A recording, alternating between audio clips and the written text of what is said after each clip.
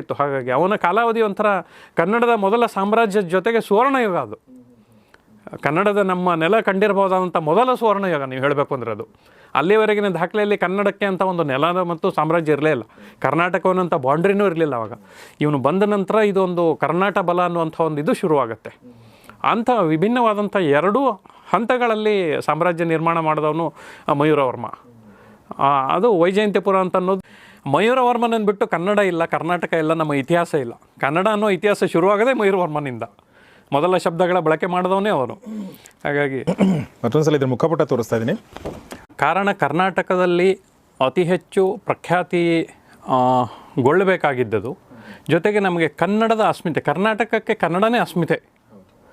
ಕನ್ನಡ ಅನ್ನೋ ಶಬ್ದನ ಮೊಟ್ಟ ಮೊದಲು ಬಳಸಿ ನಮ್ಮ ಒಂದು ಐತಿಹಾಸಿಕ ಹಿನ್ನೆಲೆಯ ಒಂದು ಶಾಶ್ವತವಾದಂಥ ಒಂದು ನೆಲೆಗಟ್ಟನ್ನು ರೂಪಿಸಿಕೊಟ್ಟಿರುವಂಥ ಚಕ್ರವರ್ತಿ ಮಯೂರವರ್ಮ.